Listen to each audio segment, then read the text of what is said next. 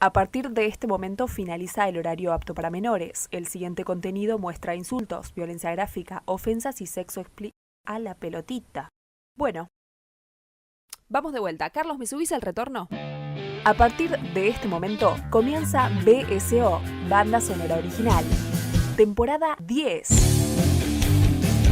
Somos cine. Somos radio.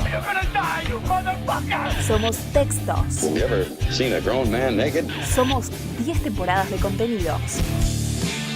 Diego Cirulo, En este mundo, cualquier desgracia se puede convertir en un producto. Fabio Villalba A veces un espíritu con el cual estamos de acuerdo y nos cae bien y a veces no, ¿no? Obviamente. y su millón de amigos te llevan de la mano por el hermoso mundo del cine. Ajá, hermoso mundo del cine. Mamma mía. BSO, temporada 10. ¡Argentina! ¡Argentina! Nos encontrás cada 15 días en www.bsoradio.com.ar y en todas nuestras redes. BSO, si aguantaste 9, ¿cómo te vas a perder la 10? I'm a human being, god damn it!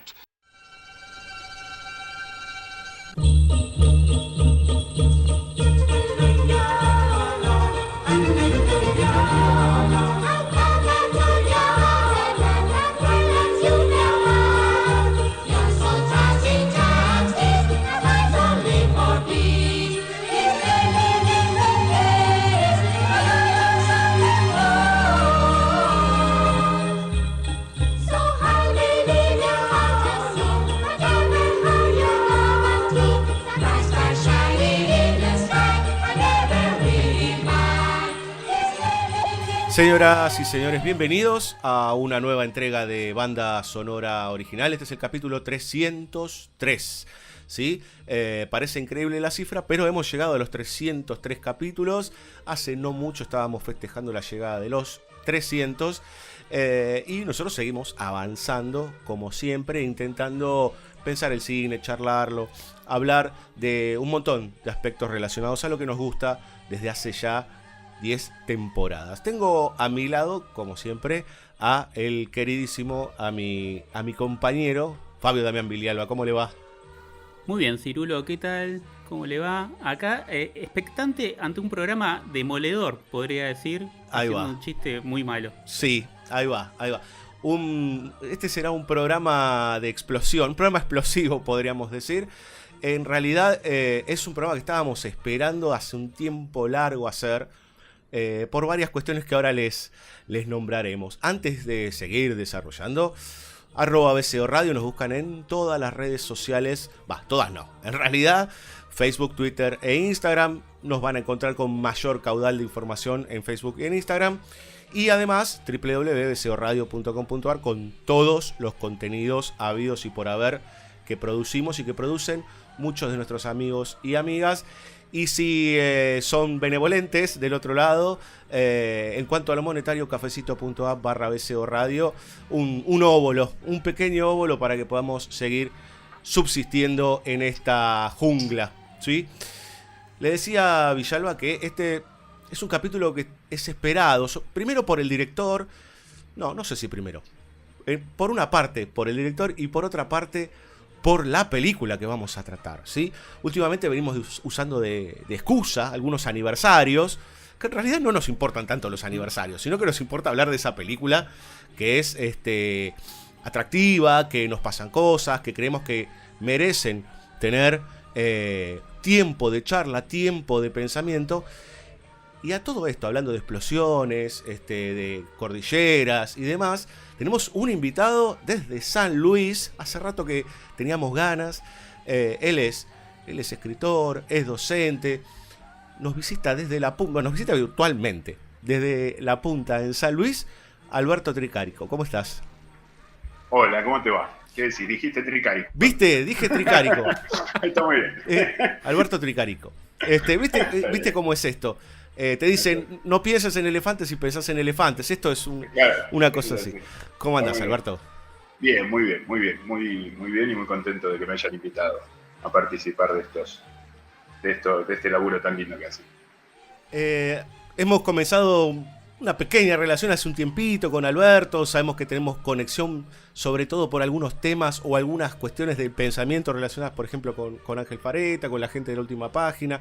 Bueno, Alberto ha sacado varios libros que mencionaremos al final. Hay uno flamante de hace muy poquito relacionado con relatos salvajes, que cuando cerremos el programa daremos todas las chances para que puedan conseguir tanto este último libro como otros materiales o se puedan contactar con él. Pero la excusa de hoy para traerlo a Alberto es que vamos a hablar de Tiempo de Revancha de Adolfo Aristarain. Alberto, yo me comuniqué con vos y me dijiste, sí, dale, vamos, ¿no? Como una película que podríamos decir que es fundamental, ¿no? Sobre todo en las últimas 4 o 5 décadas del cine argentino. Sí, me parece que es una película justamente fundamental por lo excepcional del cine argentino en los últimos, digamos, desde finales del cine clásico y sobre todo en el contexto de la dictadura militar, ¿no? Totalmente. Porque es una película hecha fines de los 80, estrenada a principios del 81, estrenada en el 81, con muchos problemas para ser estrenada, obviamente, porque tampoco no le esquiva el bulto, no es que es una película, no es La discoteca del amor, que claro, es la película anterior, ¿no? Total. Entonces, es una película que, como varias otras se hicieron en el cine argentino, pero no muchas, es una excepción, perdón, en términos de buen cine, y es una excepción doble por el contexto puntual de la dictadura militar. Y además Sí. Pensarla como algo que a veces añoramos, ¿no? Como el cine de género o vinculado al género en la Argentina. Sí, yo creo que la película retoma como otras, no tantas, sobre todo en esa época, muchos de los valores de nuestro cine clásico. Claro. Que en general se desconocen o fueron tachados o qué sé yo qué, que en nuestra época industrial gloriosa, digamos, parece, viste, como caer en lugares comunes, esto de la edad de oro o lo que fuera, fue realmente una edad de oro en términos de cine. Totalmente. No solamente por cuestiones de producción, de éxito, de exportación de películas, de venta de entradas, de fama y de popularidad, sino que era un gran cine el que se hacía hasta, digamos, 1960. Uh-huh. Y una de las características que tenía ese cine, que por supuesto nació y creció a imagen y semejanza del Hollywood clásico, es el tema del género, es el tema de la narración fluida a partir de un género, es trabajar a partir de estos elementos que siempre repite el maestro Fareta de principio de simetría, el eje vertical, el fuera de campo, el espectador activo, la primera y la segunda historia, y la fuerza que da el género porque trasciende lo superficial, no solamente lo obvio, sino que una película como Tiempo de Revancha, por ejemplo, ya entrando en tema, que plantea una cuestión social, Uh-huh. trasciende inmediatamente la cuestión social. Trasciende la coyuntura. Sí, trasciende la coyuntura, sigue funcionando de la misma manera, aun cuando la problemática es otra, cuando el país es otro, cuando algunos de los actores son otros, y creo que en el mismo momento ya era una película que saltaba lo inmediato social del personaje y de la situación a situaciones trágicas, a su relación con el padre, a cuestiones éticas, a cuestiones metafísicas. Uh-huh. Eso me parece extraordinario, y la base de eso, aunque parezca mentira, es el género. La base de eso es el género. Uh-huh. También tenemos que aclarar que Tiempo de Revancha podría ser parte de una tríada de lo que sería lo mejor de la carrera de Aristarain. La parte de León, Tiempo de Revancha y Últimos Días de la Víctima. Esas 3 películas entre fines, mediados de los 70 y principios de los 80. Después aparece otro tipo de cine en Aristarain, o aparecen otras betas que después pasan hacia otros estadios, en tal caso que no sé si vale tanto la pena mencionar, pero sí está claro que esas 3 películas de género, en el medio están la discoteca y la playa del amor, digamos, ¿no? Todo esto fruto de esta productora Aries, de Olivera y Ayala y qué sé yo, que tenían cierto costado de vamos a producir y vamos a hacer y hacer y hacer. Pero me parece, Alberto, que estas 3 películas son lo más importante lejos de Aristarain. Sí, yo creo que sí. Y hago una mención antes de contestarte con respecto a la Playa del Amor y a la Discoteca del Amor. En ese contexto, donde la posibilidad de filmar era quizá filmar eso, se justifica más que cuando tuvo la libertad de hacer otras cosas en los 90 o en los 2000, Sí. no hizo Tiempo de Revancha de vuelta, digamos. O sea, tampoco tomemos esas películas como una burla al cine de parte de Aristarain, Claro. sino que era parte de esa productora y de la necesidad de filmar y de vivir Total. de eso. Y pues, pero sí, claramente esa tríada creo que es lo mejor de Aristarain, lo mejor de esa época de nuestro cine. Totalmente. Creo que Tiempo de Revancha es la mejor de las tres, pero las otras dos no tienen mucho que envidiarle. Ujú. Creo que son tres películas distintas, ¿no? El último Día de la Víctima es una película más policial clara, más el género policial claro. La otra, La parte del león, esta con Julio de Gracia, tiene un costado melodramático, una cosa mirada desde el pobre tipo que... Ujú. y Tiempo de Revancha parece que las trasciende un poco a las dos y las supera. Parece que tiene una cosa más cuidada, más detallista, y tiene menos desperdicio, digamos, como que funciona todo en Tiempo de Revancha. Esta es mi sensación. Claro. Pues hay gente que le puede gustar un poco más Últimos Días de la Víctima y está bien, pero claramente son tres películas que se destacan dentro de la obra de un director que ha hecho, no sé, 20 películas o más, no sé cuántas hizo, 15, 20, y que forman una época muy distinta a todo lo demás que hizo. A todo lo demás que hizo, porque estuve revisando, antes de encontrarnos acá, las películas posteriores, y la verdad que es otro cine, otro director, parece como otra construcción, otra forma de concebir el cine, y hasta otras ideas inclusive, Sí. me da la sensación. Me refiero a Martín H., a Lugares Comunes, a Un Lugar en el Mundo. Pero más allá que nos gusten más o menos, pero el Tiempo de Revancha es, creo que lo central de su obra, y aparte que es una época en el cine argentino que casi no se filmaba, no que se Claro. filmaba mal, porque qué sé yo, los 90 por ahí hay poco para rescatar, podríamos decir, bueno, pero se filmaba mucho, o bastante. En los 2000, 2010 se filmaba bastante. Entonces pero en esa época no se filmaba, o casi no se filmaba, o no se filmaba en serio. Claro. Me parece que Tiempo de Revancha es una película para rescatar siempre. Claro, en esa coyuntura se encontraba mucho, en las salas lo que se encontraba era mucho de, o las comedias, las picarescas de Olmedo y Porcel, o mucho de Palito Ortega, tipo un divertimento, bueno, bastante vinculado con el pensamiento liberal de ese momento, digamos, Sí. que después se esparció, digamos, ¿no? Sí, no, eran películas, vamos a decir, escapistas en el sentido más llano, ¿no? Porque Claro. hoy está lleno de películas escapistas que se suponen películas de alto vuelo. Serias. Claro. En ese momento eran claramente escapistas, digamos, se ponían el cartel en la frente de escapista prácticamente. Pero, y aparte se hacía poco, y aparte había mucha censura, y aparte las películas que se estrenaban, muchas películas no se estrenaban, había películas que se estrenaban, pero no tenías idea si lo que se había estrenado era más o menos lo que el director había querido hacer. Claro. O sea, no, en el contexto vale el doble. De todas maneras, me parece, en esto estoy convencido, no hay que ser, no hay que abusar tanto del contexto al analizar. Sí tomarlo en cuenta, pero no abusar tanto, porque a veces es como la excusa. ¿Viste? Claro. Cuando decimos, che, esta película de Argentina, bueno, por ser argentina está buena. Bueno, eso es una manera de decir que somos unos pelotudos todos los argentinos y que nos salen algo... Bueno, me parece que no hay que abusar del contexto, y en el caso de Aristarain menos, porque creo que ese contexto Aristarain lo obligó a pensar y a diseñar, a poner en escena de una forma que después con otras libertades se corrió de eje. Total. Con lo cual no estoy defendiendo la dictadura ni lo haría jamás. Pero quiero decir, en el contexto del cine en la dictadura, Aristarain se tuvo que rebuscar para hacer una película como Tiempo de Revancha. Uh-huh. Y después, cuando tuvo las libertades que tuvo en Martín H., las libertades y el presupuesto, contó otra cosa. Se fue para otro lado. Total.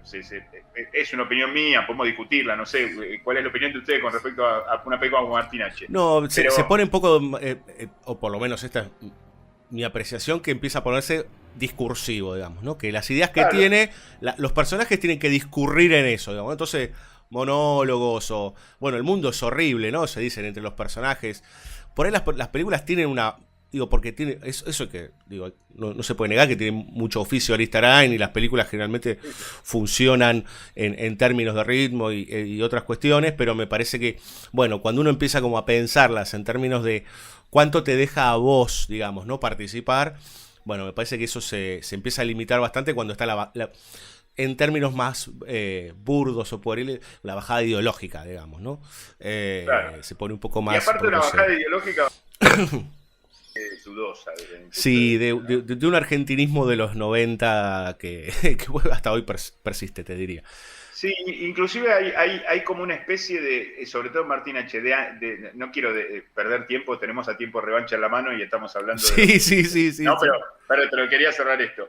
Inclusive en Martín H. hay como una especie de lo que después se va a transformar en este discurso antimenemista, sí, pero antimenemista extranjerizante y todo explicado, porque el mundo es horrible y en tiempo revancha también el mundo es horrible, pero total, es horrible de otra manera. Exactamente. Acá los personajes hablan y explican todo, parece un programa de radio, parece BCO. Sí, somos nosotros charlando, claro. Están charlando y bueno, en un lugar en el mundo que la vi la otra noche, por momentos José Sacristán hace unos discursos, pero que parece que tenemos que pararnos y aplaudir de pie. Y no es que lo que diga sea una cosa horrenda, repelente, tramposa, sino que no es cine. Digamos. El cine es otra cosa. El cine claro, es un tipo corriendo a rescatar al amigo con el handy, porque se quiere bajar del refugio.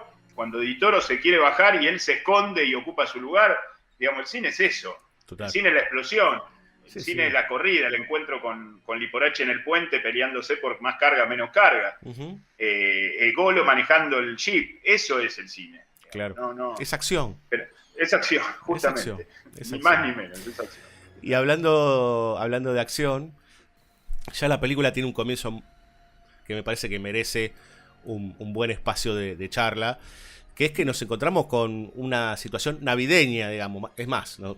Tenemos un Papá Noel escribiendo, digamos, con una pluma, en realidad un robot, digamos, ¿no? Uh-huh. Y ahí hay una situación de un corito, es Buenos Aires, digamos, pero hay toda una situación ahí de un coro que canta en inglés. ¿Qué se arma ahí, Alberto? Porque a mí me parece que suceden un montón de cuestiones que después las podemos empezar a decantar dentro del resto de la película, digamos, ¿no? Bueno, hay una cosa con circular, comienza en Navidad y termina en Navidad, Uh-huh. Con el tema de la escritura, la palabra, la voz, que es algo que es el tema recurrente, ¿no? Acordémonos no solo de la mudez fingida, sino de que Golo lo escucha, pero después se calla, es decir, también imita esa... Y hay una idea después de sacrificio que de alguna manera ata o justifica esta circularidad a partir de una Navidad a otra Navidad. Suponemos que la película empieza en una Navidad y termina en otra Navidad, ¿no? Por esta cuestión del Papá Noel. Que ya es pues la película habla de la falsedad, ¿no? En todo sentido, la empresa, la truchada de la empresa que ni siquiera buscaba cobre, él que se hace pasar por él, la idea que tenía el otro, que se la había copiado un italiano. Y bueno, la representación de la Navidad a través del Papá Noel es algo también falso, ¿no? Porque Total. Papá Noel no es lo más representativo realmente de la Navidad. Pero es lo corriente, lo que inmediatamente vamos a identificar y lo que después vamos a volver a ver en un acto similar, ya sin el coro, o con el coro sonando, pero no viéndolo después del corte de la lengua en la última escena ante los créditos. Uh-huh. No, me parece que se anuncia una idea de sacrificio, de renacimiento o de nacimiento. Recordemos que el personaje de Bengoa era un personaje que imaginamos fuera de campo a partir de los diálogos y las situaciones que se da, que se borró un pasado luchador, revolucionario, sindicalista, y que se está creyendo eso que se borró, ¿no? Inclusive discute con el padre cuando le anuncia de su nuevo trabajo y el padre le recrimina eso. Y él tiene un problema de identidad, tiene que nacer una nueva identidad que finalmente nace o termina de nacer, no cuando acepta el trato con el amigo para hacer el sabotaje sino cuando decide no agarrar la coima y hacer el juicio. Digamos, como una postura ética. Y hay un salto de lo social a lo ético que está unado a lo metafísico, o si queremos a lo religioso, o si queremos a esta idea de sacrificio, de esto que empieza por el sacrificio,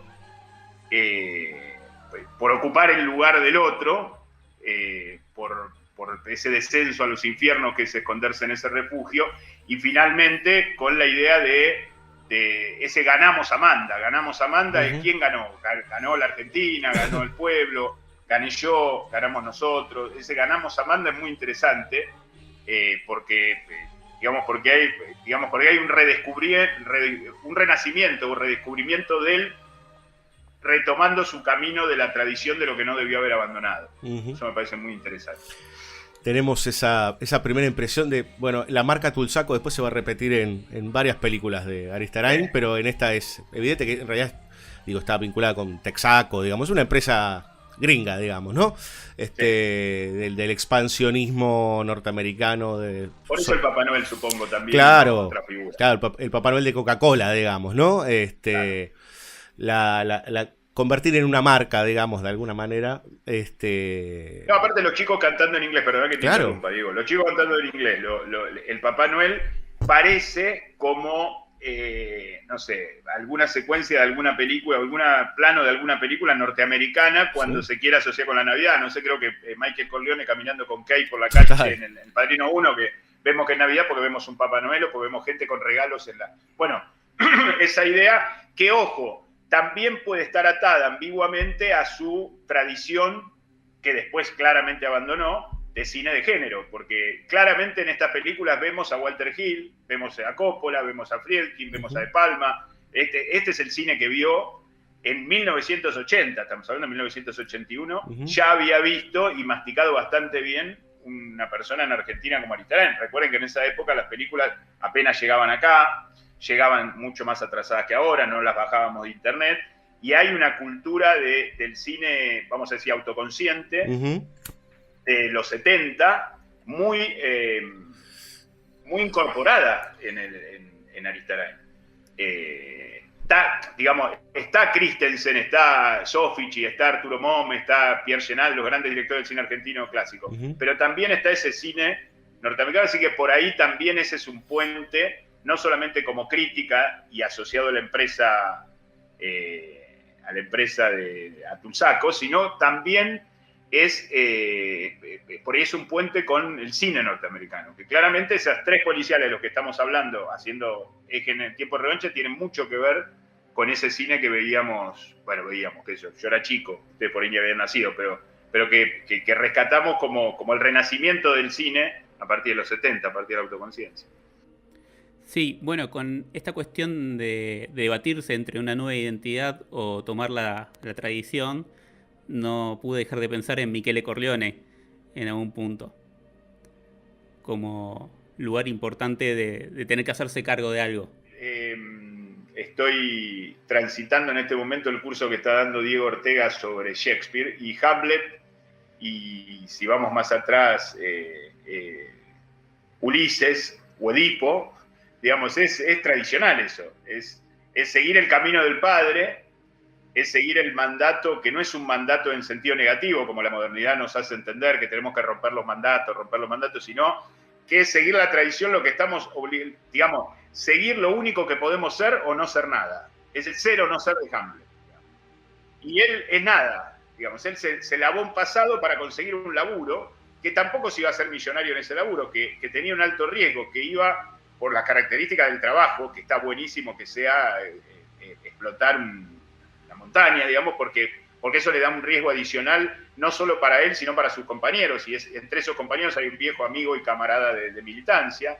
Entonces, está bueno que esa nada esté representada de esa manera, con la acción típica del cine y con la peligrosidad de morir por nada. Digamos, no es lo mismo morir por nada que morir por lo que debes ser o por lo que estás destinado a ser. Bueno, Michael Corleone es genial, digamos, no tratemos de nombrar lo menos posible al Padrino, porque si no vamos a terminar hablando mal de Tiempo de Revancha, de cualquier cosa que hablemos, ¿no? Claro. Es una cima imposible de igualar. Pero Michael Corleone iguala decisión, libre albedrío y destino. O sea, Michael Corleone decide de a poquito ser lo que es, pero paralelamente termina siendo lo que estaba destinado a hacer, de una manera genial que solo Coppola puede hacer. Más o menos como Hamlet, digamos. Ahora, acá hay como sucesos, causalidades que construye la narración, en donde él se le muere el padre, se da cuenta de que la empresa es muy trucha y lo quiere hacer poner en riesgo a sus compañeros, y de a poquito va entrando en el plan que le propone Ulises Dumont y Toro, cuando él al principio dijo, no, estás loco, yo vine acá a estar tranquilo, yo vine acá a ganar plata, déjame de joder. Bueno, pasa de eso, así como Michael Corleone pasa de negar a la familia a transformarse en el heredero natural, él tiene ese recorrido. Y ese recorrido la película todo el recorrido hasta el final, creo que hasta el corte de lengua inclusive, porque el corte de lengua viene atrás de esa nueva grabación que le mandan, donde ya lo escucharon hasta decir ganamos Amanda, sin que lo pongan, porque ya está el timbre que él había sellado. Cada una de las decisiones que va tomando están absolutamente construidas desde la trama de una manera magnífica. ¿Cuándo volamos el Frente Sur? En 3 días. Perfecto. ¿Perfecto qué perfecto? $300.000. ¿Y todo eso?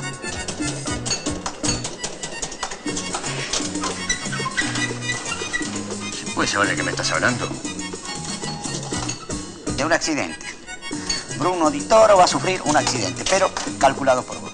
Me parece que está esa cuestión del destino, del único destino posible, de la idea de un único destino posible, cosa que no sucede en el resto del cine de Aristarain. Me parece un valor muy importante ese, porque es tomar o no tomar la tradición como algo vivo, como algo que nos puede salvar o no. Sí, y asumir quién sos, digamos, ¿no? Aparte, digamos. Me parece que también se condensa mucho esa presentación de la Tulsaco, y cuando está, esa para mí es magistral, la charla entre él y Rani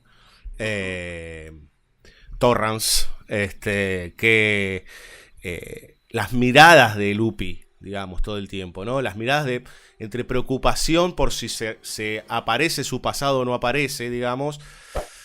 Hay una cantidad de tensiones ahí que también, ¿no? Como después, cuando uno va viendo desplegada la película, se empiezan a enriquecer, que no solo tienen que ver con que no me agarren con que yo tuve actividades, digamos, porque se habla del sindicalismo ahí, pero bueno, venimos encima, digo, más allá de que no es directamente el tema de la película, pero venimos de toda una época en los 70 muy convulsionada en la Argentina, digo, toda esta cuestión de las agrupaciones clandestinas, etcétera, etcétera. Pero a su vez hay un estado de negación de lo que fue, digamos, ¿no? La frase, la política es para los políticos, digo, ¿no? Como lo más fuerte, ¿no? Según el informe, usted no es gremialista, no tuvo actividad política. No me gusta perder el tiempo. Era difícil mantenerse al margen en un sindicato como el suyo. La política es para los políticos. A mí lo único que me interesa es que me paguen bien. Nadie paga mejor que nosotros. Por eso. Tulsaco paga, yo trabajo. Lo demás no es problema mío. Me alegra. Me alegra oírle decir eso.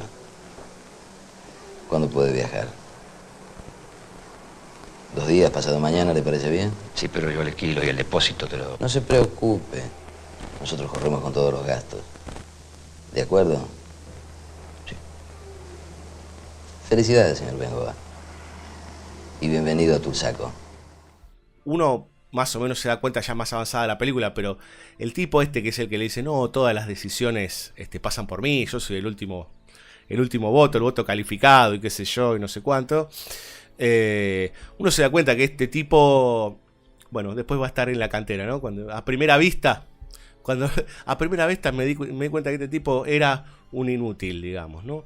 Nos damos cuenta que son una suerte de títeres de un tipo que está mucho más arriba.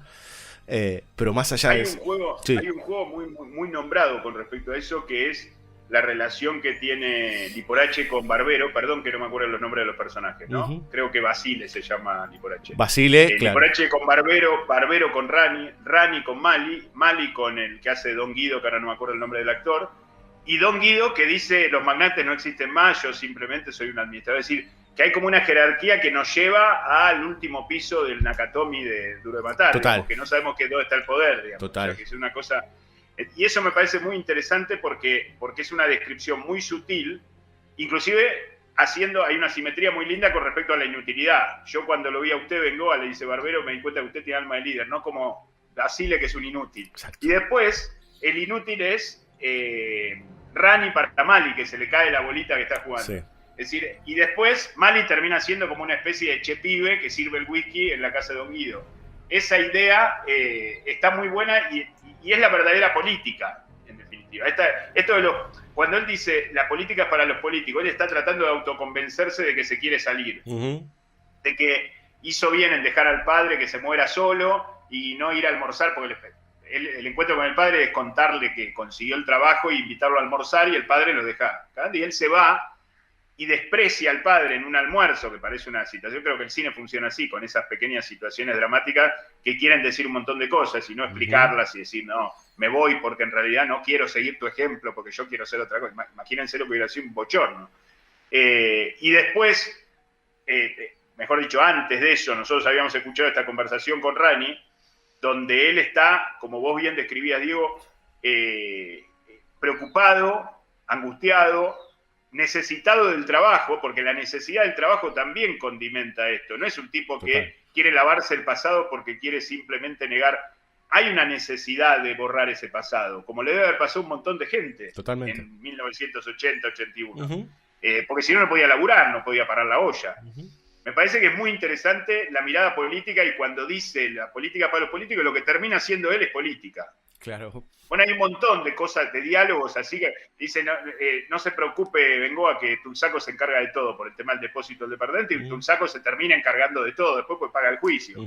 Qué sé yo, Amanda cuando le dice, no, a Ditoro no le des bola, pues seguro que te va a llenar la cabeza con algo raro, y después le termina llenando la cabeza con algo raro. Hay toda una serie de diálogos o de líneas de diálogo, el tema indio con Golo, que después cobran un significado y que en el contexto están dichos muy implicados en la trama que se está contando. No son no son esos diálogos pretenciosos que nos quieren enseñar algo. Eso me parece, en eso está armada la película, pero hay diálogos que son fabulosos. Digamos, todos tienen un precio, ¿no? Bengoa le dice después de que se mueren los dos primeros en la cantera, cuando vuelve con Barbero en el coso. Y él mira, y él después finalmente tiene un precio, pero después se saca de encima ese precio y dice no hay arreglo, ¿no? Me parece que la película tiene infinidad de momentos, entre comillas, casuales o dramáticos, que después se transforman en cuestiones simbólicas que nos recuerdan, esto fue dicho a propósito de otra cosa y ahora esto cobra sentido de esta manera. Bueno, es una construcción sólida de un mundo bis, digamos, ¿no? O sea, uno lo siente natural, no es que de repente mira a cámara y dice, ¿no? Mortal Capital, digamos, ¿no? Digamos, claro, para eso tenemos el cine de propaganda, digamos, dejémoslo ahí. Pero también lo que me parece rico, que así como toda esta idea de que no sabemos dónde termina esa espiral de poder, digamos, que eso se va armando a través de la película. Primero está esta idea de el don, digamos, ¿no? El Don Guido, que después en realidad es una figura de toda una estructura mucho más grande, pareciera 42 empresas y qué sé yo. Pero me parece que de alguna forma lo que después también se expande cuando empezamos a ver que aparecen grabaciones que son imposibles, porque algunas son imposibles. Decimos, ¿cómo lo grabaron acá? Digo, en el medio de la calle, ¿no? Uno se puede poner en verosimilista, pero no es el asunto, digamos. El asunto está en que me parece que en tal caso hoy uno puede empezar a pensar que toda esa estructura que se está moviendo es una suerte de... Y en ese sentido pienso en la conversación de Coppola, digamos, ¿no? Claro. La representación del mal como algo que se expande por todos lados y que toca todas las puertas, digamos. Sí, creo que es lo que legitima, digamos, el grado de inverosimilitud, si queremos, de ciertas grabaciones, es lo que justifica la tonta pregunta que hacen algunos, ¿por qué se corta la lengua, digamos? Creo que tiene que ver con digamos, esa locura o ese extremo, ese exceso, esa cosa casi fantástica, cortarse la lengua, tiene un correlato en lo otro casi fantástico, que es esa descripción del mal. Lo que pasa es que esa descripción del mal está metida dentro de un género, en una película social, y parecería que no es mal, parecería que es un problema del capitalismo simplemente. Claro. Y es algo mucho más profundo, porque inclusive tiene matices. la idea de García Brown, como que el tipo quiere que lo llamen por el doble apellido. Familia Patricia. Claro. Y eso se contradice con Don Guido, que hace todo un discurso en contra de lo anglosajón. No sé si vieron, porque dice, no, yo no tomo whisky ni bourbon ni nada, pues eso son cosas anglosajonas, yo tomo tequila. Bueno, esa complejidad que parece simple, parece casual, si uno indaga, en verdad es porque ni ellos mismos manejan esos resortes del mal. Total. Digamos, hay como inclusive cumplen órdenes verticales y jerárquicas y bien establecidas. Don Guido, Mali, Rani, Barbero, Liporache, Lupi. La escala está, sin decirla y sin hacer un esquema en papel en la pantalla, se puede armar más o menos en la mitad de la película. Pero hay una cosa como desplazada ahí. Hay un colado en la fiesta que se le ocurre no arreglar. Porque si arregla, sigue todo igual. Digamos. Me parece que ese es el gesto político más importante. No porque tampoco la película plantea quedarse en lo social de no, tenemos que ser buenos ciudadanos y tenemos que hacer juicio para que estas empresas paguen y no mirar por otro lado y quedarnos con más plata. No pasa por ahí. Si pasase por ahí sería una película más de las que se hacían, no tanto en ese momento, sino a principios de la democracia. No sé si han visto Retirada, El Arreglo. El Arreglo, claro. El Arreglo. Que son películas que inclusive asumiría un lugar en el mundo, ¿no? Para esta idea de que todo se agota en el problema social y de que nosotros luchamos solamente por cuestiones de dinero, por cuestiones de poder en las que ya perdimos de antemano. Y me parece que la película está desplazada y ese colado en la fiesta, como le gusta decir al maestro Fareta respecto a McClane en Duro de Matar, que en tantas otras películas. Bueno, de alguna manera El Padrino, Michael Corleone es un colado en la fiesta. Termina siendo Bengoa por descubrir su propia identidad, ¿no? Claro. El desborde es la muerte del padre, la cremación, el eje vertical con la chimenea. Ahí el Bautista que le dice, el amigo del padre, el dueño del hotel ese, que le dice, no tendría que haberlo dejado solo. Ese no tendría que haberlo dejado solo, tendría que haber seguido la tradición a tiempo, digamos, y por ahí lo tenías vivo y encima vos estabas más fortalecido y vos no te traicionabas. Bueno, es lo que termina haciendo, intentando terminar a hacer. Y aparte pensaba en ese padre, ¿no? Que lo vemos en campo solamente una vez, en una escena, que es una escena magnífica, en donde la frase, el padre da la sensación por la caracterización como de esos viejos o anarquistas o ¿no? o antifranquistas, digamos, ¿no? De otra época, que bueno, está con su oficio, digamos, ¿no? Es encuadernador y qué sé yo. Bueno, ahí está el paralelo, ¿no? Con el Papá Noel mecánico del principio. Tal cual. Pero la frase que lo enoja al padre cuando él le dice, pero papá, rajada acá, qué sé yo, ¿qué queremos? Coma los piojos, qué sé yo. Dice, no tengo hambre, ¿no? Y está el espejito, que ese espejo va a ser fundamental. Pero cuando le dice, menos mal que se murió tu vieja, para que no vea que su hijo es un cagón. Vuelvo a lo mío. Una cantera de cobre, Tulsaco. Me voy al sur pasado mañana. Me dan casa, buena guita. ¿Yanquis? De todo. Tanos, suizos, qué sé yo. ¿Te vas solo? Con Amanda. Lea se queda con una amiga. ¿Saben quién sos? No. ¿Cómo hiciste? Por una agencia. Te dan con todo, pero los certificados de trabajo son una pinturita. Los falsifican. Empresas que cerraron, trabajo por mi cuenta, en fin. Te borran el pasado. Te lo cambian un poco, nada más. Para la Tulsaco fui un santo. Nada de sindicato, ni huelgas, nada de nada. La política para los políticos. Y lo peor es que lo dije en serio. Vení, mírate. ¿Te podés mirar al espejo? Raja, papá, tengo que vivir, ¿qué querés que me coman los piojos? Yo me la jugué, vos lo sabés. Fui al frente y me dejaron solo. ¿Qué conseguí? Dame la toalla.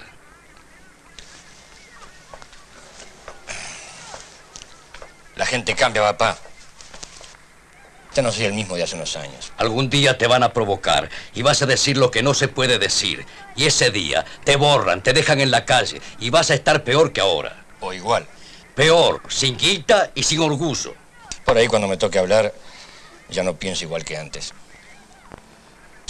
No me esperes, no voy a ningún lado. ¡Dale, papá! Es una suerte que tu madre esté muerta. No le hubiera gustado saber que su hijo es un cagón.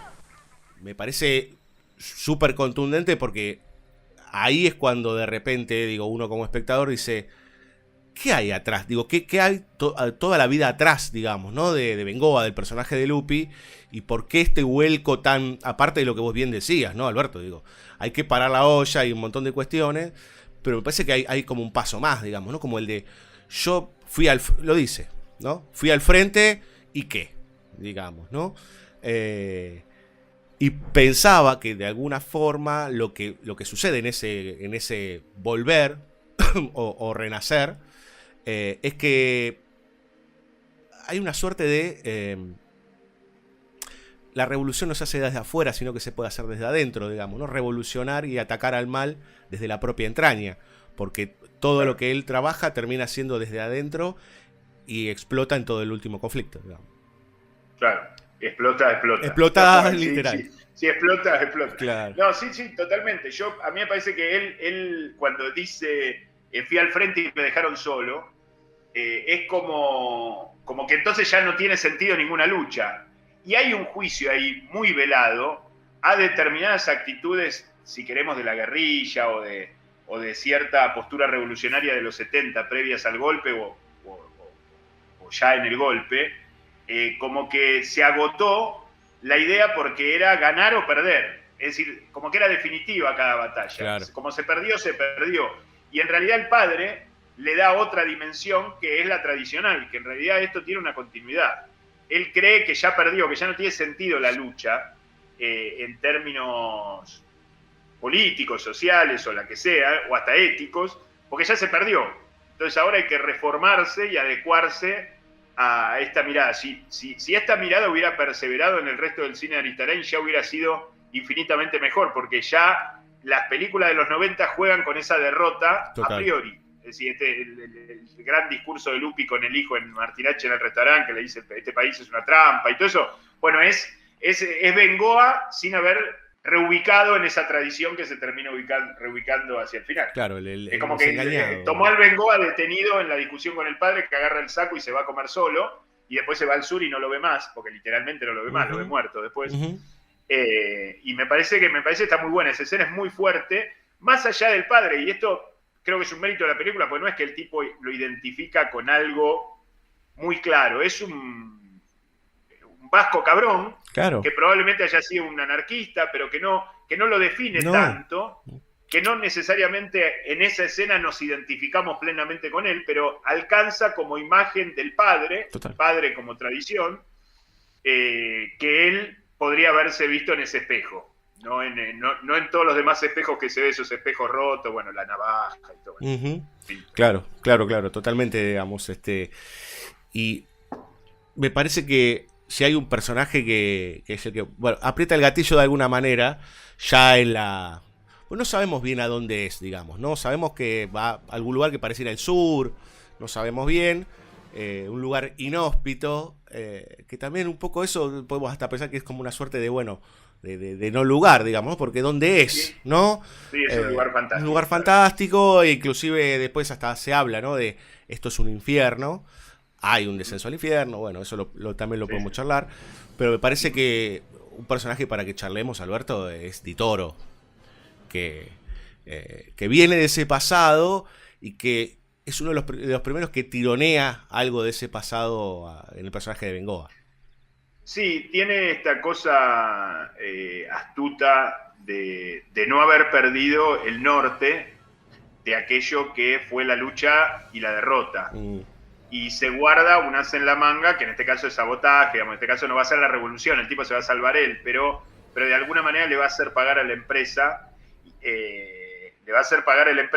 en nombre de todas las demás empresas y en nombre de todo el capitalismo y en nombre de toda esa mentalidad liberal que está reinando en la Argentina en ese momento, $200.000 o $300.000, no sé cuánto finalmente hubiera sido, si hubiera sido Di Toro, y tiene la estrategia justa, porque en definitiva ese refugio que él teme y se baja y se muere, era seguro, él tenía razón, porque Bengoa se queda en el refugio y no se muere. Claro. En tal caso queda encerrado y hay que rescatarlo rápido, como el mismo Di Toro había dicho. Y es el que lo empuja, es el personaje que lo empuja a llevar a eso y que se sacrifica sin saberlo, o sí, para que el otro pueda reencontrarse con la tradición. Claro. que es interesante también la idea de la mujer, ¿no? Como que Bengoa conserva a su mujer con sus idas y vueltas y el otro perdió a la mujer. Entonces hay ahí como una idea de que está incompleto, Vittorio. Me parece muy lindo, muy sutil. Y hay una fortaleza que le falta, que aparentemente plantea de macho al principio, cuando plantea el plan, cuando le muestra el lugar, cuando se pone el cigarrillo en el brazo y todo eso, pero después no se anima. ¿Cuánto tiempo, eh? Mucho. Mucho tiempo. ¡Estás jovato, flaco! ¿Y vos qué? Ya no tenés violines. ¿Trajiste a Amanda? Sí. Solo a vos se te puede ocurrir. Yo era a dejarla. ¿Y la Carmen? ¿Te sigue aguantando?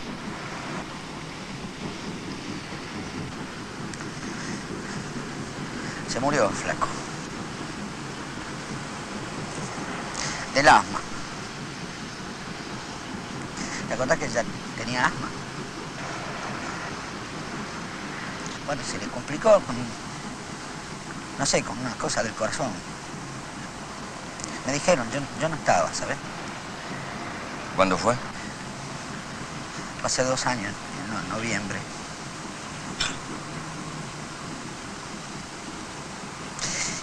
Me dejó en banda, flaco.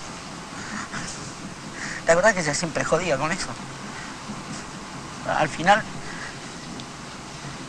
me dejó en banda.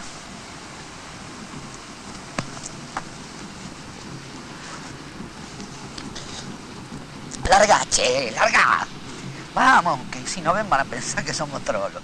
Hagamos un pequeño margen antes de seguir en el mundo porque ahí me parece que hay un punto interesante en esta tríada de películas, que es que le saca el jugo a actores que por ahí en otras películas o no se destacan, o por ahí, bueno, están mal dirigidos, digamos, o la trama es mala, digamos, pasan un montón de cosas, pero de repente, digo, bueno, Federico Lupi uno ya más o menos tiene idea, del Dumont más o menos tiene idea, pero Dumont, un tipo con mucho carácter, que era muy expresivo en cámara, claro, sin la conducción, digamos, correcta, a veces era como, se iba de largo, claro, se desbordaba, digamos, ¿no? Sí. Porque a cómo se los conoce a Lupi y a Dumont como los grandes puteadores del cine argentino, y en realidad si ve, sobre todo esta película, no es así, ¿no? No. Están muy contenidos y está...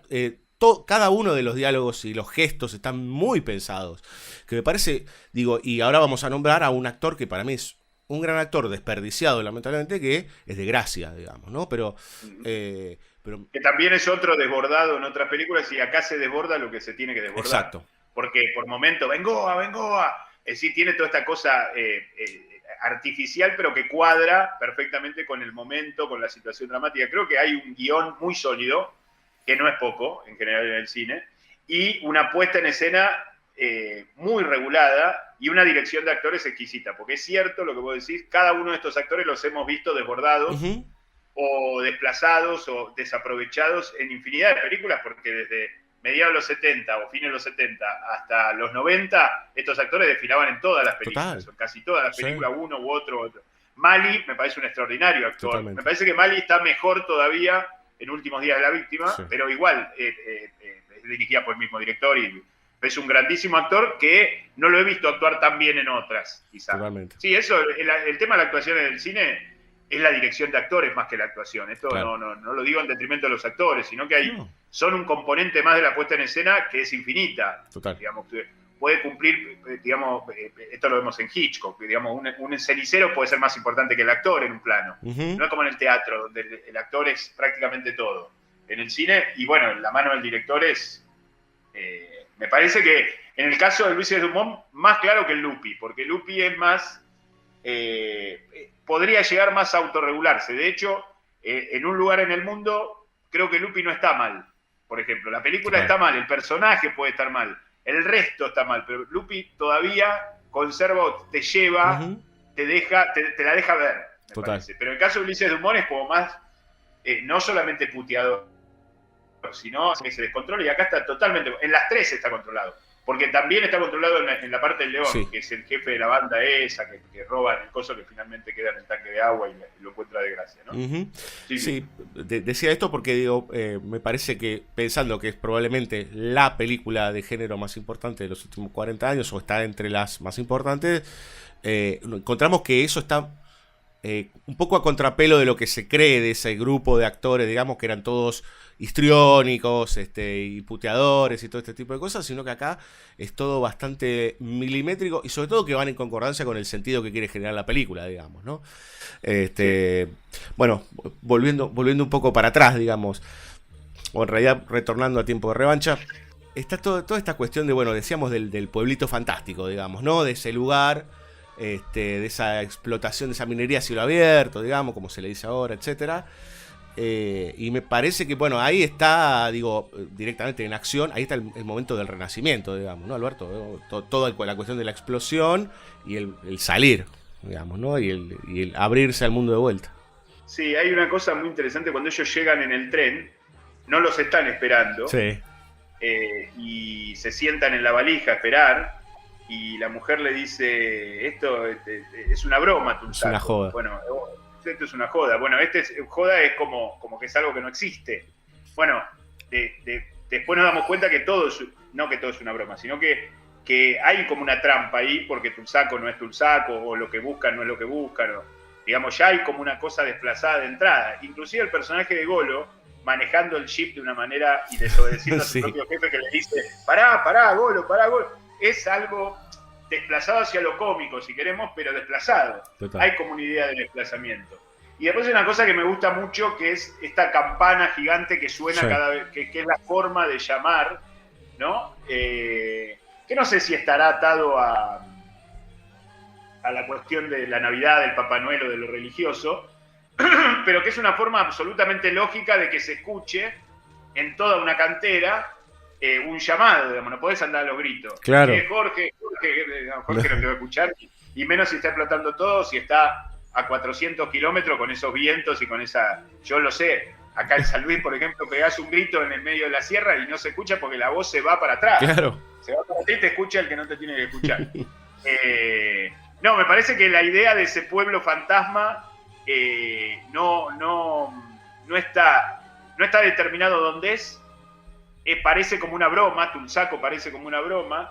Lo único que vemos es ese bar con ese billar y ese flipper, que es donde van los domingos o a la noche o no sé qué. Y esa borrachera fuera de campo, el día de cobro, que cuando él se entera de la muerte del padre, que es como la salida de joda, pero que no la vemos. Digamos, no sabemos dónde fue, dónde se emborracharon. Se induce que hay un prostíbulo, porque en esa misma escena llegan dos que están bien vestidos, está ahí el polaco y otro más. Dice, no, hoy rompió el récord, 7 minutos, qué sé yo. Es muy sucinto, digamos, ¿no? Pero como que hay un montón de casas, o hay varias casas que no sabemos dónde, quiénes, digamos, ¿no? Es muy acotado, digamos. Sí, hay cosas que inclusive pueden llamar la atención al espectador despistado respecto, por ejemplo, la casa donde los instalan a ellos, ¿no? A Lupi y a su mujer. Parece como el rancho de los caseros de una chacra, el coso con una puerta sin cerradura, medio como desprotegidos. Después está todo esto que vos decís del posible prostíbulo y de la salida. Y después está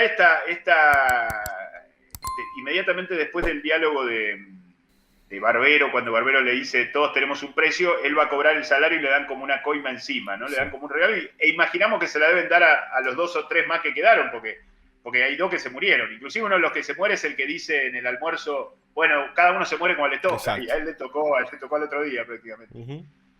Hay como una cosa desplazada, inclusive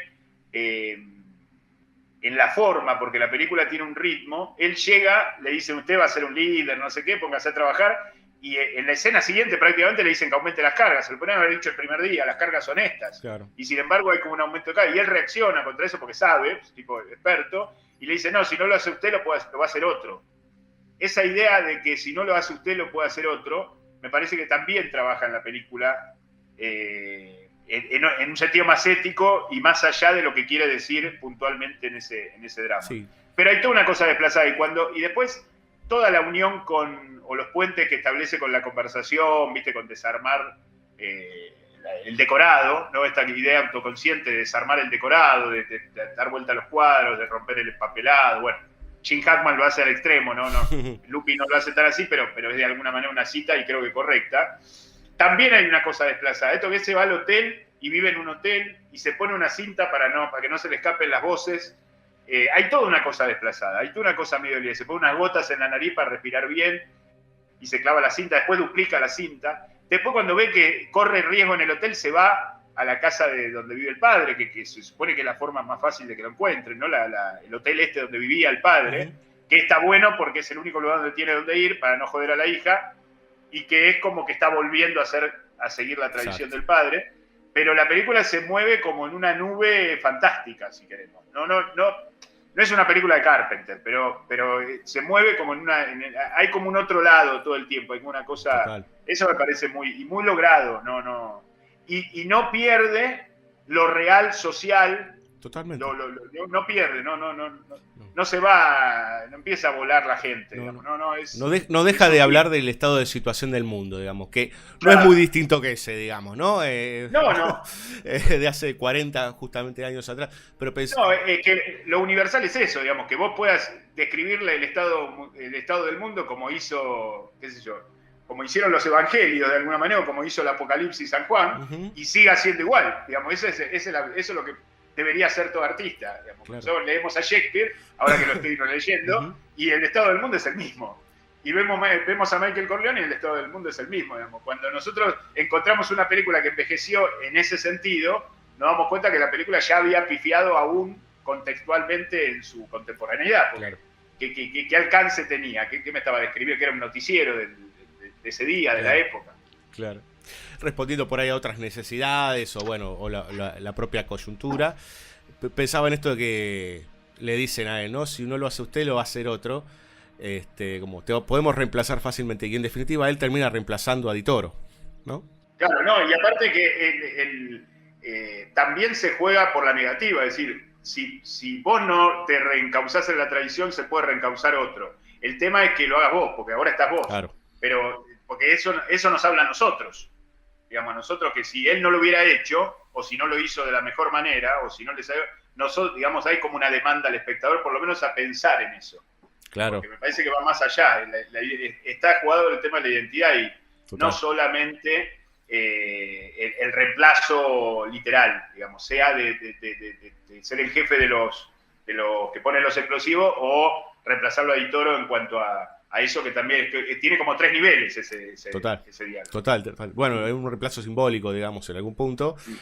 Pensaba que en ese reemplazo, en ese reemplazo por Di Toro, hay una diferencia vital, porque mientras ellos charlan en un momento, Lupi le dice, ¿no? Pero, ¿qué? ¿Vos te volviste chorro? Y le dice, no, chorro es si te agarran, ¿no? Y que en el fondo Di Toro, casi que podríamos decir que su acción, más allá de que tiene una continuidad de su pasado, tiene como, es su tiempo de revancha, digamos, individual, ¿no? Su revancha. Yo a estos hijos de puta les voy a sacar la plata, digamos, ¿no? Lupi lo va a trascender eso. O sea que me parece que en ese sentido ese reemplazo en la fosa, ¿no? Fosa de Lázaro podría ser, pero digo, es como el renacer. Hay un paso más. Sí, claramente que hay un paso más. La revancha de Di Toro es una revancha personal y económica, que, ojo, también es la de Lupi cuando decide quedarse ahí, porque Lupi después se contacta con Larsen y lo que quiere es la plata, el clic lo hace después, pero él la trasciende, claramente. La lleva a un campo, no me gusta decir social porque me parece rebajar la película, pero un campo colectivo, comunitario. Ético. Sí, que nos incluye a nosotros, digamos, ¿no? Nos incluye, claro. Nos incluye porque la plata la repartimos entre todos simbólicamente. Total. Pero no la plata numérica, el billete, sino la acción que es lo más importante que queda, no del todo fuera de campo, pero bastante fuera de campo, que es la investigación posterior que se va a hacer sobre estas empresas que en realidad no buscan cobre, sino que están haciendo otro negocio oculto. Digamos, desmontar eso es más importante si queremos llevarlo a términos estrictamente políticos para el futuro de la Argentina, que ganarle un juicio o sacarle una coima a una empresa que mueve millones y millones de dólares, que te dé $500.000. No le mueve. No le mueve. De hecho, el tipo dice, no, vamos a arreglar por 200.000. Dice, Guido encara la escalera. No, 300, no, 500. Y él iba a buscar, si le decían 1.000.000, subía a la escalera y traía el millón. Claro. O le decía al otro que consigue el millón. No era un problema numérico. Y esa idea de que no era un problema numérico nos llama a nosotros a pensar qué es si no es numérico, o qué más aparte de lo numérico. Usted tuvo mucha visión, Ventura. Compró el único yacimiento de cobre en el país cuando nadie lo quería. La cantidad de minerales que se podía sacar no justificaba la inversión. Pero alguien se equivocó. Y un nuevo estudio demostró que sí, que la beta valía la pena. Tulsaco podía abastecer de cobre al país. Eso le abrió las puertas de las financieras, bancos. ¿Quién le podía negar un crédito? La historia es entretenida, pero no es original. Lo único original, Ventura, es el cobre. No hay cobre. Usted compró a los geólogos. Vamos, don Guido. 300.000 verdes, una guita para usted. El Grupo Ventura es un imperio. Y yo, su magnate todopoderoso. Algo así. Los magnates no existen, Larsen. Yo soy un guardián, un hábil administrador de capitales. Puedo tomar decisiones, pero tengo que rendir cuentas. No siga, Ventura. Yo soy muy sensible. Quedamos en 300, Bengoa.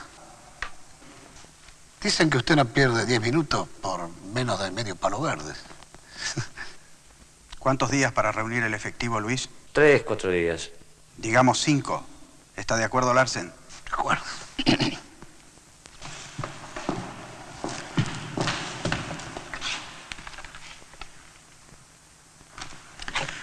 Larsen, conviene que hable con su cliente. ¿Qué te pasa, Bengoa? ¿No entendiste? No entendiste, son $500.000. Va a presentar la demanda. Quiere ir a juicio, Guido.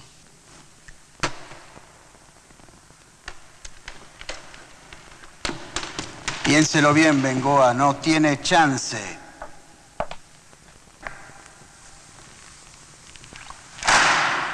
Y además lo peor es que Rani le dice que Tulsaco va a alimentar de cobre a la Argentina en los próximos 15 años. Y si no existe, ese alimento es falso. O sea, la Argentina en los próximos 15 años no va a tener eso que necesita. No, es que esa mentalidad iba a alimentar a la Argentina durante los próximos 50 años y hambrió a la Argentina desde hace 50 Totalmente. años. Y disculpen la opinión, hasta pensando en el contexto, la sigue hambriando. Sí. O sea, Sí. o sea, podemos ver matices, Sí. pero no es que estamos en el mejor de los mundos posible pasado el tiempo con todo lo que ha pasado del 2001 para acá. No, Y es la promesa de que ahí hay cobre, ¿no? De que estamos haciendo una Argentina estamos mejor. haciendo algo, claro, estamos haciendo una Argentina mejor, y gracias a este esfuerzo que vamos a hacer entre todos y gracias a estas empresas que van a crecer y que van a ganar mucho dinero, en realidad en el fondo, a largo plazo, nos van a dar de comer a todos y nos va a servir a todos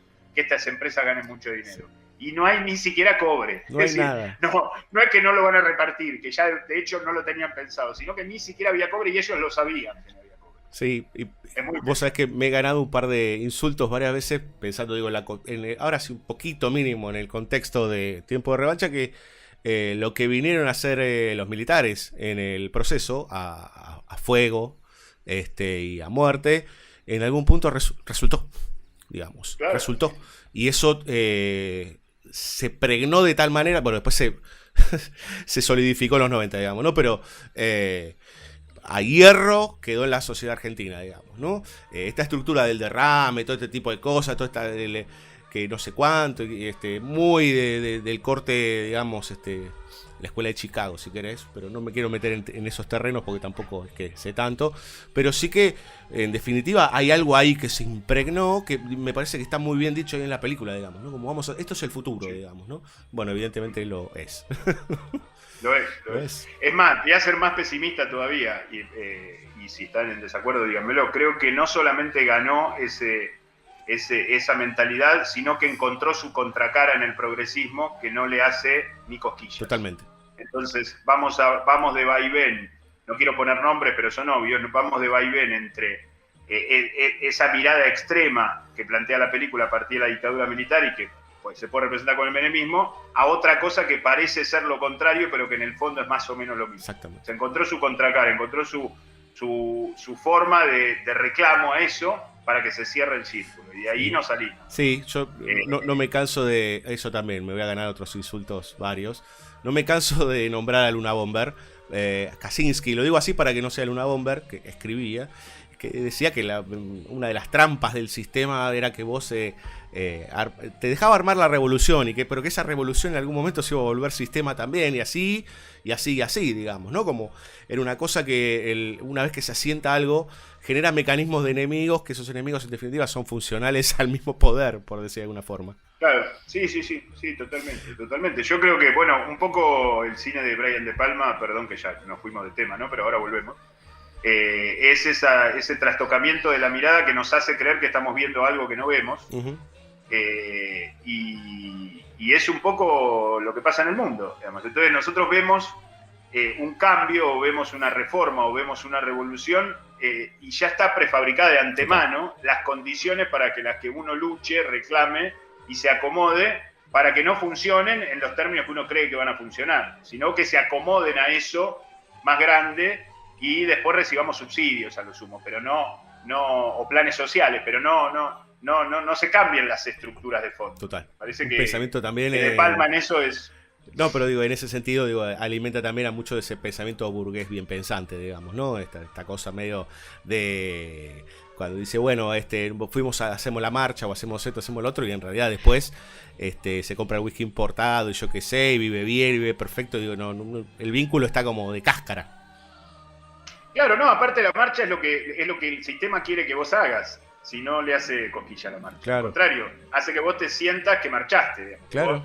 Que vos estás dando pasos adelante, y ellos necesitan que vos sientas que das pasos adelante.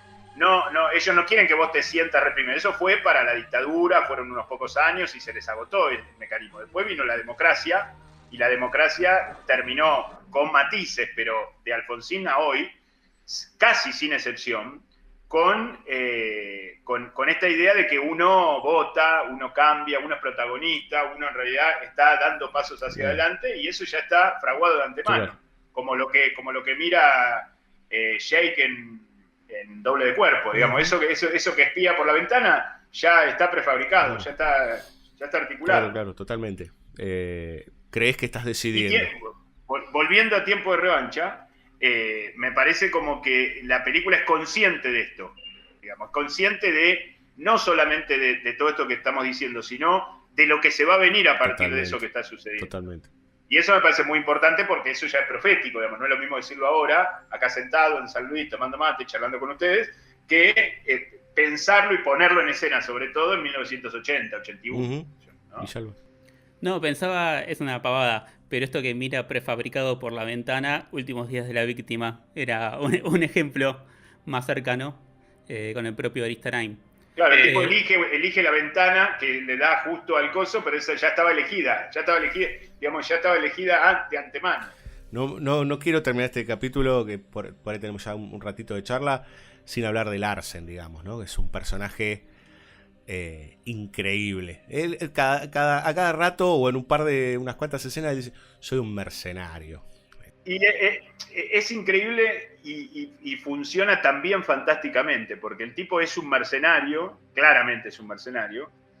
El tipo quiere plata, el tipo negocia el 30%, pero ya cuando hace la cuenta le saca el 33%, y después cuando viene de vuelta a presentarse quiere el 50%, y después milagrosamente se queda con el 30% y le deja todo. Es decir, si lo analizamos verosímilmente, parece como si no funcionase, pero en el contexto de la puesta en escena es un personaje valiosísimo, y es el verdadero bastón que tiene, más que la mujer inclusive. Uh-huh. Bengoa, para dar ese salto, porque acepta el juicio cuando no quería hacer juicio, él quería llevarse la plata y ni siquiera aparecer en los diarios, y termina haciéndose cargo fuera de campo, porque el juicio vemos un pedacito, la declaración de Bengoa y de Golo, el juicio no es más que un episodio, una cosa cortita. Total. Así, pero nosotros nos damos cuenta que en esos meses, porque ese juicio debe haber durado meses o semanas por lo menos, pues de hecho todo él después está haciendo linitas en la pared, como los presos. Claro. Sí, tal cual. Bueno, esa línea en la pared que después entendemos o si queremos fuera de campo, es que, digamos, cuánto le queda a la lengua, ¿no? Claro. En realidad es el tiempo del juicio. Y el tiempo del juicio, no, digamos, si la película empieza en Navidad y termina en Navidad, no digo que el juicio haya durado un año, pero Meses. todo eso pasa en un año, o sea que meses deben haber pasado, y eso se lo carga Julio de Gracia, se lo carga Larsen. Vos hiciste un trato conmigo. Estamos metidos en esto por la guita, ¿sí o no? Sí, dice que sí. ¿Y qué te agarró entonces? ¿La social? A mí tampoco me gustan esos cabrones. Pero la mejor forma de cagarlos es sacándole la guita, Bengoa. Eso, le sacamos la guita, Bengoa. Para, Bengoa. ¡Para, carajo! ¿Hay arreglo o no hay arreglo? Y me parece que ese desplazamiento está muy controlado, porque es un personaje muy descontrolado, muy histriónico, pero está controlado dentro de ese margen fantástico que trabaja la película, que venimos hablando desde este lugar en el sur indeterminado, lo del prostíbulo, todas las cosas raras que vemos ocurridas, y este personaje finalmente tiene como dos actitudes. Primero se queda con el 30%, le ofrece una copa, no sé si porque él también dejó el whisky y asumió, ¿viste? Vieron que le sirve, no sé si ron o ginebra. Tequila, dice, es el mejor tequila que pude conseguir. El mejor tequila. Bien, bueno, o sea, él también compró lo del otro, es decir, él tomaba whisky, pero ahora... Y le regala, entre comillas, ese 20%, pero inmediatamente después le dice, raja, Bengoa, no te quiero ver más. Es genial, Sí. digamos, esa inestabilidad funciona todo el tiempo, y no, digamos, en manos de otra puesta en escena o de otro artesano, podría dispararse para cualquier lado y podría ser hasta algo molesto. Total. ¿Te contó Di Toro de dónde había sacado la idea? De un tano, hace 20 años en Roma. Fue igual, un susto. Se cayó del caballo y se quedó mudo. Se la aguantó piola hasta que cobró el seguro. Un día fue a rezarle a la Virgen de Lourdes. A los 5 minutos empezó a gritar: ¡Miracolo! ¡Miracolo! ¡Posso parlare! ¡Posso parlare! ¿Quién se lo iba a discutir? Intentalo si querés. Pero nadie te va a creer. Me gustaría ayudarte, Bengoa. Cuídate y cuida a tu mujer. Si yo tuviera una mina así, me casaría por tercera vez. Chao, Bengoa, rajate, no quiero verte más. Soy un mercenario. Y si me dan buena guita, soy capaz de venderte. Me parece que la dimensión de Larsen, digamos, ¿no? Como enlace de todo lo que... Podríamos decir que hasta que es la llave para todo lo que puede hacer Bengoa. Me parece increíble. Y aparte un tipo que se autodenomina un mercenario, como que de alguna forma termina abrazando un poco, entiende lo que quiere hacer, ¿no? La causa, podríamos decir, de Bengoa. La entiende. Sí, sí.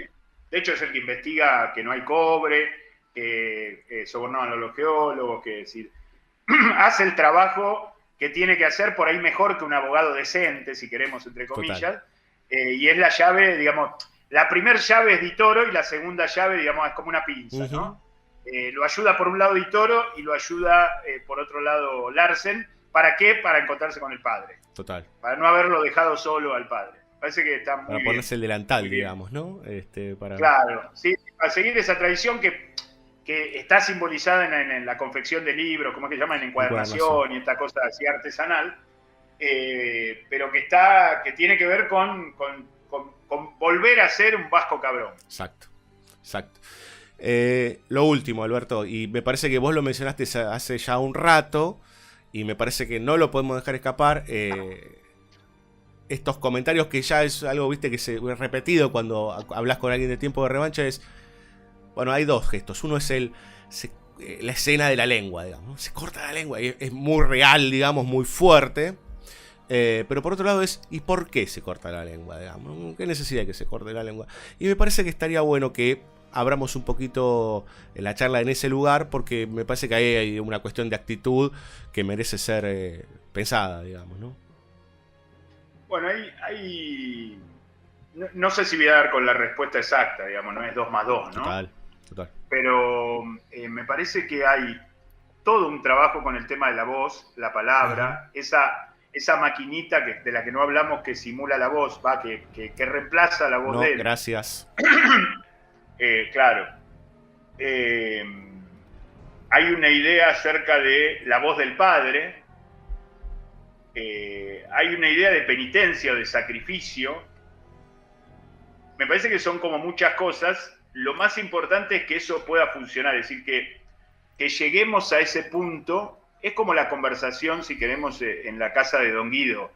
El otro día, conversando con mi mujer, que vimos la película juntos, me decía, pero es medio inverosímil esa reunión en la casa. Y digo, no,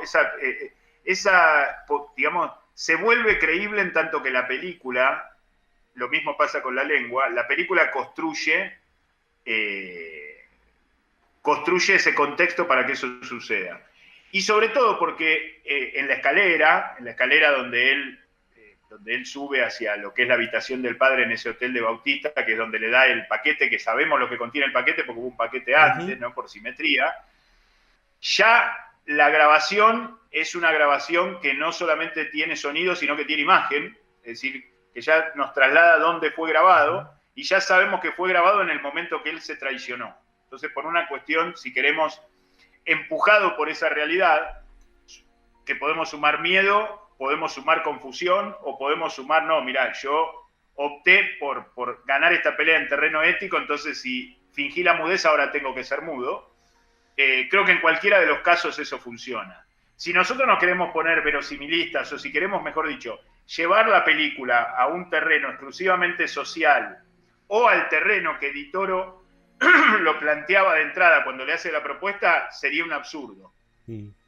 Pero no es Di Toro quien acomete esto, sino que es Bengoa, que está en otro camino y que trasciende ese camino en mitad del recorrido, y que se encuentra con el padre. Con el padre, digamos, simbólicamente, porque el padre lo mató, él, de alguna manera. El padre se murió cuando él estaba a miles de kilómetros. Lo único que hizo fue cremarlo, y está como reencauzando ese camino. Esto es lo que puedo decir con respecto al tema de la lengua. Me parece que funciona porque cierra, si queremos, fantásticamente también, ya que le estamos encontrando ese otro lado, o ese lado no del todo realista que la película plantea de principio a fin. Me parece que funciona como cierre de esa circularidad que está precedida por el Papá Noel, y posteriormente la lengua está el corte, o sea, corta con la navaja. Recordemos que con la navaja hay una serie de simetrías, ¿no? La navaja del padre, él afeitándose en el espejo roto que devuelve una imagen distorsionada de uno. Eso me parece que está muy bien trabajado. Y él hace todo un ritual al final, donde se viste, se pone la corbata, agarra la toallita, prepara la valija, porque él se va a ir. Y ese irse, porque él se tiene que escapar, porque tiene miedo, porque le tiraron el cadáver de Golo desde un Falcon hace 10 minutos. Dice, bueno, me voy a ir, y me voy a ir con todas las de la ley, digamos. Se voy a cumplir completamente este paquete ético que estoy construyendo. Probablemente a España, imaginamos, no sé si el pasaje dice a dónde va. No dice, pero me imagino, no dice. Pensando en el viejo, me imagino yo, claro, que iría al País Vasco. Al País Vasco. Y va a recuperar y va a renacer desde ahí, digamos, y va a renacer de cero. Ese de cero es sin la palabra. Y la resignificación de la decisión de callar, digamos, ¿no? Porque él al principio, él decide callar su pasado, ¿no? Él dice que le han reescrito toda su, claro, sí, ¿no? Sí, su claro.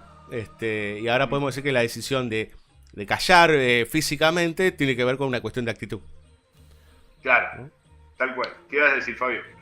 Sí, esta idea del destino que decíamos más al inicio del programa, que se ponía en juego cuando el padre le había dicho, algún día te van a provocar y vas a decir lo que no se tiene que decir, y la paradoja que puede ser que lo que no se tenía que decir era que había ganado en algún punto. Claro, sí, doblemente, ahí hay una ambigüedad muy interesante, porque por un lado es eso que vos decís, pero también es una manera el cortarse la lengua es una manera de que no le vuelva a pasar lo que le pasó antes, que es negar su pasado. Claro. Porque ahora ya no puede andar pidiendo trabajo disfrazándose de otro que no es. ahora ya no tiene forma de...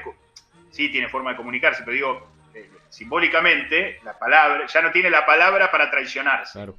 Sí, y aparte es el gesto, digamos, ¿no? Antes era la simulación y ahora ya es efectivo, digamos, ¿no? Y aparte, claro, si querés en términos más políticos, pero la lucha continúa, digamos, esto va a seguir. Digamos, bueno, en ese sentido es el final de la conversación. Sabemos que esto no va a tener fin, no sabemos cuándo va a terminar. Lo cual es básicamente el estado del mundo, digamos, ¿no? Las batallas con el mal, por decirlo de alguna manera, son constantes.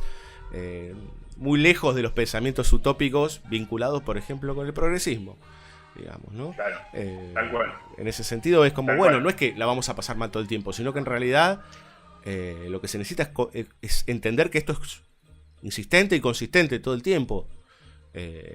Sí. Continúa y el hecho de que él se corte la lengua es como que da la posta para que siga otro desde la palabra. Claro, también totalmente. Y también porque me gusta cuando las cosas son muchas cosas, ¿no? Y tienen esa apertura. Es por un lado eso, y por otro lado es un estado del mundo donde te tenés que cortar la lengua para seguir, ¿no? Esto también es muy trágico y muy pesimista y muy... Por eso decía que muchas de las películas posteriores de los 90 de Aristarain, inclusive hasta las últimas, hay como una cosa pesimista, pero ya derrotista, claro, que ya estaban mejor contadas y mejor puestas en escena acá. No es que el mundo era fabuloso en Tiempo de Revancha y es horrible en el Martín H. El mundo es el mismo mundo, más o menos. El tema es cómo eso está representado. Y me parece que esa ambigüedad de que por un lado yo me corto la lengua y otro tiene que continuar, otro que tenga lengua seguirá. Claro. Por otro lado es un mundo donde hay que cortarse la lengua para cerrar este círculo tradicional, digamos. Es una cosa muy jodida, digamos, en buen sentido lo digo, ¿no? Muy compleja. Bueno, es el sentido trágico de la vida, de alguna forma, ¿no? Claro, sin más. Lejos de lo utópico, por decir de alguna manera. Claro. Villalba, ¿te quedó algo en el tintero? Pensaba lo único, en esta serie de sustituciones que se van dando, y tenemos el personaje de Golo, que para mí es muy interesante. Primero, por esto que habían señalado del desplazamiento cómico, si se quiere, de la velocidad de Golo, pero que en algún punto esa misma velocidad es la velocidad de pensamiento de haber entendido el plan cuando ve que Dumont y Lupi no están donde deberían estar, y después haber entendido el plan cuando ve que Lupi simula de amudez y etcétera. Entonces, donde esto que es un elemento que puede ser solamente la velocidad de él manejando, en algún punto es la velocidad de pensamiento que sirve para poder rescatar, porque ocupa el lugar de Lupi, ya que tiene que rescatarlos cuando hubiese sido Lupi el que rescataba. Y esa misma sustitución después es que él es un cadáver que, digo, es lo que le va a tocar en algún punto, le puede llegar a tocar a Lupi, ¿no? Como está viéndose como un espejo. Bueno, esto me puede pasar a mí. Claro, eso está muy bien, porque lo estaban buscando en otro lado, no lo hubieran encontrado sin Golo y se hubiera quedado asfixiado ahí, quién sabe. Eso está muy bien. Y aparte la simetría está con lo indio, ¿no? Sí. Que él cuenta la historia de los mapuches y dice, no, pero yo no soy indio, yo dice, soy el Golo. En el primer cuento.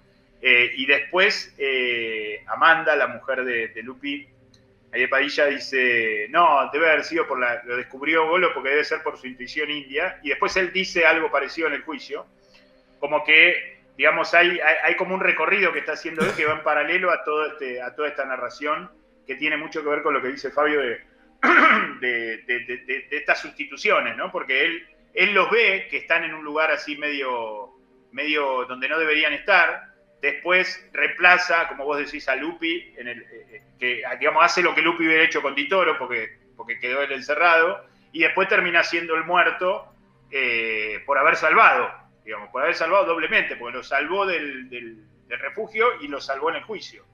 Así que no, es muy interesante. El personaje de Golo, creo que cada personaje, el personaje de Aldo Barbero, sí, que ahora no me acuerdo Rossi, el nombre, es muy interesante. Rossi, muy interesante. El de Niporache, Basile también, bueno, todo, hablamos de Rani. Sí. El de Don Guido, que está pincelado en dos frases también. No, me parece que el de la mujer, que se va y vuelve, en un momento aparece, cuando ella está instalado en el hotel donde vivía el padre, ya la mujer está ahí, volvió. Sí, ya pasaron meses o pasaron semanas, y hacía 2 escenas, se había hecho la valija y dijo, vos me dejaste, Pedro. Y se va, y después ya estaba ahí de vuelta. El personaje de la mujer es muy interesante. Total. Porque ese vos me dejaste, Pedro, vos sos el que estás cambiando. ¿Qué carajo querés hacer? ¿A dónde nos querés llevar? Porque pónganse en el lugar, ¿no? Sí. en ese contexto siendo la esposa o el esposo o lo que fuera de una persona con la que tenés que convivir y que se embarcó en semejante proyecto. Que aparte no viene de ahora, porque con todo lo que conocemos mínimamente de su pasado, digo, claro, es una mina con aguante, digamos, ¿no? Sí, que se bancó la época previa a la dictadura o del principio de la dictadura, cuando este tipo se la jugaba en serio, porque hace 20 años que están juntos y tienen una hija de 19, claro. O sea, todo eso juega fuera de campo. Esos detalles son los que le dan dimensión a una película sin enunciar, total, sin decir, no, estamos juntos hace 20 años que te estoy bascando desde que militaste acá, militaste allá, no hace falta. Claro, no, y aparte, digo, haces espejo con la esposa de Dumont, digamos, de Di Toro, que le dice, me dejó en banda, flaco, me dejó en banda, claro, ¿no? Es, tal cual. Me dejó en banda. Claro, bueno, ese dejarse en banda, yo en un momento lo dije cuando hablamos de la mujer, él se quedó en banda, entonces perdió coraje, perdió una parte importante que Lupi tiene para meterse en el refugio y para después, no solamente meterse en el refugio, porque eso es como la primera parte de la simetría, después negarse a recibir la coima e ir a juicio. El no hay arreglo del pizarroncito ese, que es otra forma de palabra, ¿no? Está el pizarrón, está la maquinita, está el Papá Noel escribiendo ahí, están los libros que él encuaderna, es decir, hay la palabra, la voz, hay una cosa que juega, que tiene una continuidad en la película que me parece deliciosa. Alberto, llevamos 1 hora y 20 y pico charlando, realmente espectacular. Le teníamos tantas ganas a esta película, hacía rato, me parece que ha quedado una charla muy linda y todo lo que nos haya quedado afuera, podríamos decir en estos términos, mejor, porque así ustedes del otro lado, por ahí, piensan cosas que todavía no se nos ocurrieron o encuentran más, digamos, de lo que por ahí nosotros pudimos desarrollar en esta hora casi y media. No tenemos más que palabra de agradecimiento, la verdad. Me deja decir algo que me acordé. Diga ahora. Lo que quiera, dele. Cuando le están haciendo la empresa le está haciendo los exámenes a Bengoa, sí, el médico le dice a Mali, pero Bengoa no es Bengoa. Sí, total. No sé si recuerda. Bueno, ahí está jugado casi como misión polémica, digamos, diría Faretta. Está jugado la idea de la identidad, sí. Es genial eso, ¿por qué carajo le está diciendo? Porque aparte a Mali no le interesa, dice, bueno, demostrar, ¿para qué sirven todos estos papeles si le tenemos que pagar o tenemos que perder el juicio? Este tipo o nos está cagando o no, pues después se pone médico de vuelta, después que sale del filósofo, y dice, bueno, yo creo que no está fingiendo, pero bueno, es indemostrable. Pero es muy interesante, Bengoa no es Bengoa. Bueno, ahí hay una clave para todo lo que estuvimos hablando y para mucho de lo que no hablamos. Totalmente. Lo dicho y lo no dicho, digamos, ¿no? Que no hay que decir todo, digamos, de algún punto. Tal cual. BSO, temporada 10. Se está esparciendo, ¿no es así?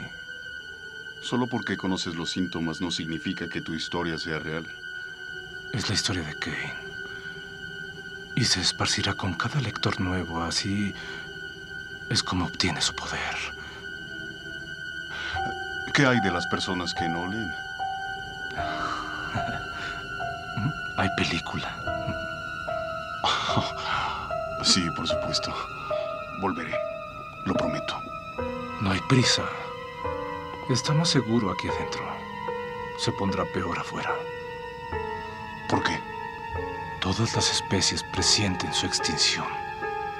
Las que queden no la pasarán bien. La raza humana será un cuento de hadas para sus hijos, un mito y nada más. BSO, temporada 10. Somos el podcast que jamás podrás rechazar. ¿Usted lee a Sutter Kane?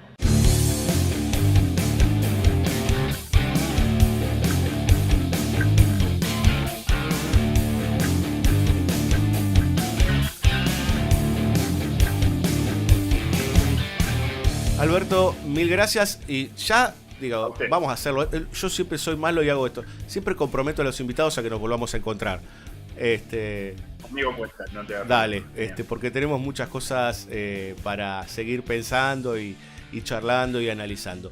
Por lo pronto, lo que sí le decimos a aquellos y aquellas que están del otro lado, que Alberto ya ha editado varios libros. El más reciente se llama Puro Cine. Está bien, ¿no, Alberto? ¿sí? Sí, se los tengo que mandar, le voy a regalar un ejemplar.